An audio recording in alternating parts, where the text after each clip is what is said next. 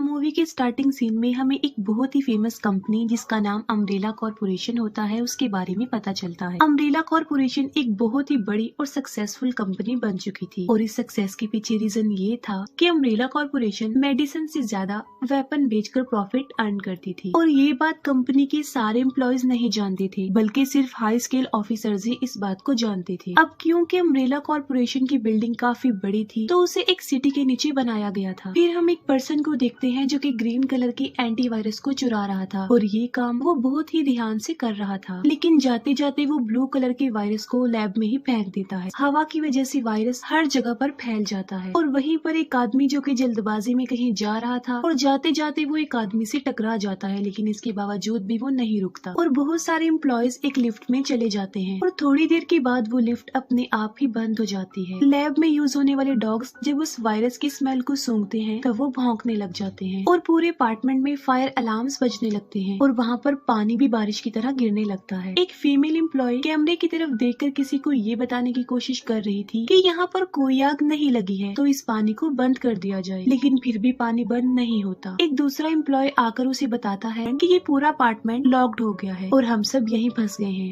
आहिस्ता आहिस्ता यहाँ पानी जमा होने लगेगा और वो सब मारे जाएंगे। अब जो एम्प्लॉयज लिफ्ट में फंस गए थे वो लिफ्ट से बाहर आने की कोशिश करते हैं और एक लड़की जो सबसे पहले लिफ्ट से बाहर आना चाहती थी वो बाहर आने की कोशिश में ही मारी जाती है। फिर हम एक लड़की को देखते हैं जिसका नाम एलिस होता है। वो आंखें खोलती है लेकिन उसे ये याद नहीं आ रहा होता कि वो यहाँ पर कैसे आई और वो किस जगह पर है। असल में उसकी मेमोरी लॉस्ट हो गई थी जिसकी वजह से उसे कुछ भी याद नहीं आ रहा था। एलिस बाहर आती है और एक लॉकर में उसे गन दिखाई देती है और वो रूम से बाहर आकर टेबल पर रखी हुई एक पिक्चर को देखती है और वो पिक्चर उसकी और उसके हस्बैंड की शादी की पिक्चर थी और यहाँ पर उसे ये भी याद नहीं आ रहा होता कि उसकी शादी कब हो गई। एलिस उस जगह पर कुछ अजीब फील करती है और तभी एक आदमी वहाँ पर आता है जिसका नाम मैट होता है। वो एलिस को कहता है कि मैं तुम्हारी हेल्प करने यहाँ पर आया हूँ और इतनी ही देर में कुछ सोल्जर्स भी वहाँ पर आ जाते हैं और वो इन दोनों को पकड़ लेते हैं। सब सोल्जर्स एलिस और मैट को लेकर अम्ब्रेला कॉर्पोरेशन की ट्रेन में चढ़ जाते हैं और वहाँ पर उन्हें एक और आदमी मिलता है जो कि बेहोश होता है और उस आदमी का नाम स्पेंस था और इस आदमी को भी कुछ याद नहीं आ रहा होता जैसे एलिस को कुछ भी याद नहीं आ रहा था। स्पेंस वही इंसान है जो एलिस के साथ उसकी वेडिंग पिक्चर में था, यानी उसका हस्बैंड। स्पेंस को देखकर एलिस को कुछ विजन्स आते हैं और उन विजन्स में वो अपनी वेडिंग मेमोरीज को देखती है। वो लोग ट्रेन के जरिए काफी आगे आ चुके थे। एलिस सीनियर सोल्जर को गन पॉइंट करके पूछती है कि यहाँ पर क्या चल रहा है। वो एलिस को कहते हैं कि तुम्हारी कोई शादी नहीं हुई बल्कि वो फेक था और शादी का सारा ड्रामा उन्होंने इसलिए क्रिएट किया था ताकि वो उस जगह पर जा सके जहाँ पर वो अभी जा रहे हैं। वो एलिस को ये भी बताते हैं कि जिस घर से हमने तुम्हें पकड़ा है उसी रास्ते के जरिए हम उस सिटी के नीचे बनाए गए बहुत बड़ी अम्ब्रेला कॉर्पोरेशन कंपनी के लैब में जा रहे हैं, क्योंकि अम्ब्रेला कॉर्पोरेशन को चलाने वाली डेंजरस और पावरफुल कंप्यूटर जिसका नाम रेड क्वीन है उसने अपने सारे एम्प्लॉयज को मार डाला है। यानी जो लोग अपार्टमेंट में बंद हो गए थे यहाँ पर उन्हीं एम्प्लॉयज की बात हो रही थी। वो लोग एक अजीब सी जगह पर पहुंच जाते हैं और सीनियर सोल्जर अपने बाकी सोल्जर्स को कहता है कि इस पूरी जगह को अच्छे से एक्सप्लोर करो। अम्ब्रेला कॉर्पोरेशन का पावरफुल और डेंजरस कंप्यूटर यानी रेड क्वीन उन सबको देख रही थी और उसे उनके यहाँ आने का मकसद भी पता था। उन लोगों के साथ एक हैकिंग ऑफिसर भी होता है जो अपनी हैकिंग को यूज करके एक रास्ते को ओपन करता है और कुछ ऑफिसर उसके अंदर जाते हैं, लेकिन तभी उस जगह का डोर अपने आप ही बंद हो जाता है। तभी वो हैकिंग ऑफिसर बताता है कि ये दरवाजा रेड क्वीन ने बंद कर दिया है। तभी उस जगह जहाँ पर वो ऑफिसर्स गए थे एक लेजर वेपन एक्टिवेट हो जाता है जिससे उनकी एक फीमेल सोल्जर का सर कट जाता है और वो मर जाती है। उस फीमेल सोल्जर को मरता हुआ एलिस भी देख लेती है और वो हैकिंग ऑफिसर को जल्दी से लेजर वेपन को ऑफ करने के लिए कहती है और इतनी ही देर में एक और ऑफिसर लेजर वेपन से मारा जाता है। सीनियर सोल्जर जो कि अभी भी जिंदा था, तब एलिस उससे कहती है कि वो जल्दी से लेजर वेपन को बंद करे क्योंकि एक एक करके सारे ऑफिसर्स मारे जा रहे थे। और फिर लेजर वेपन सीनियर ऑफिसर की तरफ बढ़ते हुए अपना डिजाइन चेंज कर लेता है और वो उसे ऐसा डिजाइन करके मारता है कि उसकी बॉडी के बहुत सारे टुकड़े हो जाते हैं। फिर वो हैकिंग ऑफिसर लेजर वेपन को बंद करने में कामयाब हो जाता है, लेकिन अब इसका कोई भी फायदा नहीं था क्योंकि बहुत सारे ऑफिसर्स मारे गए थे। वो हैकिंग ऑफिसर कहता है कि अब रेड क्वीन को ऑफ करना जरूरी हो गया है और फिर वो रेड क्वीन के रूम में जाते हैं और फिर उसे ऑफ करने की प्रोसीजर को स्टार्ट कर देते हैं और तभी रेड क्वीन इंसानी स्ट्रक्चर होलोग्राम में इनके सामने आती है और वो उन्हें वार्न करते हुए कहती है कि तुम मुझे बंद करने की गलती मत करो। अगर तुमने ऐसा कर दिया तो यहाँ की सारी लाइट्स ऑफ हो जाएंगी और वो यहीं पर फंसकर मर जाएंगे। एलिस रेड क्वीन से पूछती है कि तुमने कंपनी के सारे एम्प्लॉयज को क्यों मार डाला। तब रेड क्वीन जवाब देती है कि किसी ने उस कंपनी में टी वायरस को पूरी तरह फैला दिया था। वो बताती है कि वो वायरस इतना खतरनाक है कि वो पूरी दुनिया की पॉपुलेशन को डिस्ट्रॉय कर सकता है। वो कहती है कि इसीलिए मैंने कंपनी के सारे एम्प्लॉयज और उस वायरस को उसी अपार्टमेंट में बंद कर दिया और जिससे वो सारे एम्प्लॉयज मारे गए। वो रेड क्वीन को बंद कर देते हैं और कंपनी के सारे डोर्स ओपन हो जाते हैं। दूसरी तरफ बाहर फीमेल ऑफिसर रेन, मैट और एक और पुलिस ऑफिसर उन लोगों का वेट कर रहे थे और तभी उन्हें कुछ आवाजें सुनाई देती हैं और उन आवाजों को चेक करने के लिए ऑफिसर रेन जाती है। उसे वहाँ पर कंपनी की एक एम्प्लॉय मिलती है जो डोर ओपन होने की वजह से बाहर आ गई, लेकिन अब वो एक ज़ॉम्बी बन गई थी और ये सब कुछ उस वायरस की वजह से ही हुआ था। लेकिन रेन को नहीं पता था कि वो एक ज़ॉम्बी बन चुकी है और वो उसके हाथ पर बाइट कर लेती है। रेन हेल्प के लिए दूसरे ऑफिसर को बुलाती है, जिस पर वो ऑफिसर उस ज़ॉम्बी लड़की को आगे ना आते हुए वार्न करता है और रुकने के लिए कहता है, लेकिन वो नहीं रुकती और आगे बढ़ने लगती है और इसीलिए रेन उसे शूट करके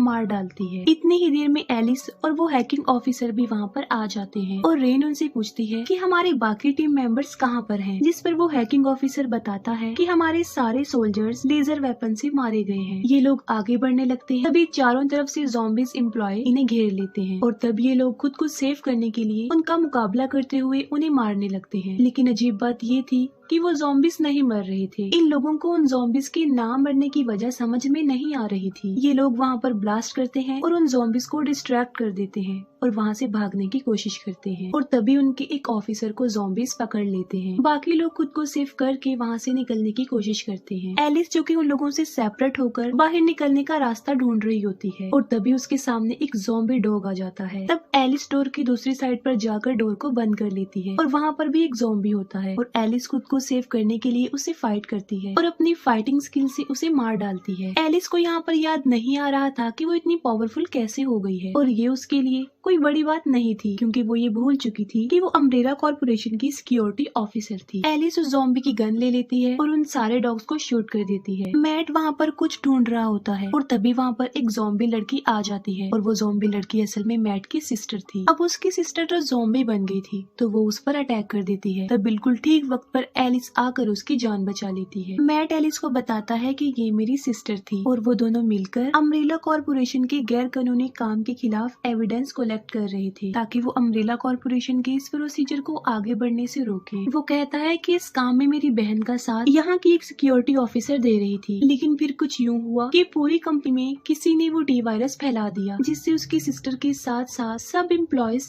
ज़ॉम्बी में बदल गए। यहाँ पर मैट ये बात नहीं जानता था कि वो जिस सिक्योरिटी ऑफिसर की बात कर रहा है वो कोई और नहीं बल्कि एलिस ही है, जो कि इस काम में उसकी सिस्टर की हेल्प करने वाली थी। और यहाँ पर एलिस भी इस बात को हाइड रखती है कि वो उसकी सिस्टर को जानती थी। उन सबको चारों तरफ से ज़ॉम्बीज ने घेर लिया था और एलिस रेड क्वीन को ऑन करने का कहती है, क्योंकि एक वही थी जो उन्हें यहाँ से निकलने का सेफ रास्ता बता सकती थी। एलिस फिर रेड क्वीन को ऑन कर ही देती है और रेन रेड क्वीन से पूछती है कि ये ज़ॉम्बीज क्यों नहीं मरते और रेड क्वीन उसे जवाब देती है कि ये ज़ॉम्बीज सर पर वार करने से मरते, क्योंकि उन ज़ॉम्बीज की बॉडी में वो टी वायरस चला गया है जो कि बहुत पावरफुल है और जाहिर है वो उन ज़ॉम्बीज की बॉडी को भी पावर प्रोवाइड करता है और यही वजह है कि गोली लगने के बावजूद भी वो नहीं मरते। एलिस रेड क्वीन से यहाँ से बाहर जाने का रास्ता पूछती है। रेड क्वीन उसे कहती है कि मैं तुम्हें यहाँ से निकलने का रास्ता तो बता दूंगी, लेकिन मैं तुम्हारे उन साथियों को यहाँ से बाहर नहीं जाने दूंगी जो इन्फेक्टेड हैं। और रेड क्वीन उन्हें रास्ता बता देती है और वो रास्ता एक अंडरग्राउंड था और वो वहाँ से जाने लगते हैं, लेकिन वहाँ पर भी बहुत सारे ज़ॉम्बीज आ जाते हैं और वो उन सब पर अटैक कर देते हैं और इसमें वो हैकिंग ऑफिसर इन्फेक्टेड हो जाता है। बाकी लोग तो उस अंडरग्राउंड रास्ते को पार करने में कामयाब हो जाते हैं, लेकिन वो हैकिंग ऑफिसर उन ज़ॉम्बीज के बीच में फंस जाता है। तब एलिस रेन को कहती है कि वो हैकिंग ऑफिसर को सेव करने की कोशिश करे, लेकिन रेन से ठीक निशाना नहीं लगता। तब एलिस एक ही दफा में बहुत अच्छा निशाना लगाकर उस ऑफिसर को बचा लेती है। वो हैकिंग ऑफिसर फिर से फंस जाता है, लेकिन इस बार वो बाकी ऑफिसर्स को अपनी जान बचाकर वहाँ से जाने के लिए कहता है और ये लोग उसे वहीं पर छोड़कर आगे बढ़ जाते हैं। बाहर आकर एलिस को याद आता है कि उस टी वायरस का एंटी वायरस भी है, जिसे वो रेन को लगाकर उसकी जान बचा लेगी। ये सोचकर एलिस उस एंटी एंटीवायरस को ढूंढने लगती है, लेकिन वो उसे नहीं मिलता। लेकिन उसे ये बात यहाँ पर समझ नहीं आती कि एंटीवायरस को तो यहीं पर होना चाहिए, तो फिर वो यहाँ पर क्यों नहीं है। ये देखकर मैट एलिस से पूछता है कि तुम वायरस और एंटीवायरस के बारे में कैसे जानती हो। तब एलिस यहाँ पर वो राज खोल देती है। वो कहती है कि मैं ही वो सिक्योरिटी ऑफिसर हूँ जो वो एंटीवायरस चुराकर तुम्हारी सिस्टर को देने वाली थी, ताकि तुम और तुम्हारी सिस्टर अम्ब्रेला कॉर्पोरेशन की रियलिटी को दुनिया के सामने ला सको। तब स्पेंस को याद आता है कि वही वो चोर है जिसने एंटीवायरस चुराए थे और उस टी वायरस को पूरी लैब में फैला दिया था। और जल्दबाजी में वो एक एम्प्लॉय से टकरा भी गया था और रुका भी नहीं था, लेकिन वो वहाँ से तो बचकर बाहर आ जाता है और ट्रेन में बेहोश हो जाता है और टेम्परेरी उसकी भी मेमोरी लॉस्ट हो गई थी। और ये वही वक्त था जब वो उन ऑफिसर्स को मिला था। ठीक उसी वक्त एलिस को भी पता चल जाता है कि स्पेंस ही वो आदमी है जिसने इस वायरस को चुराया था। लेकिन अब क्योंकि सिचुएशन बहुत ज्यादा खराब थी तो एलिस ने खुद को चेंज कर लिया और अब वो अच्छी बन गई और इसीलिए वो स्पेंस को रोकने के लिए कहती है। और यही वजह है कि वो स्पेंस को रोकने का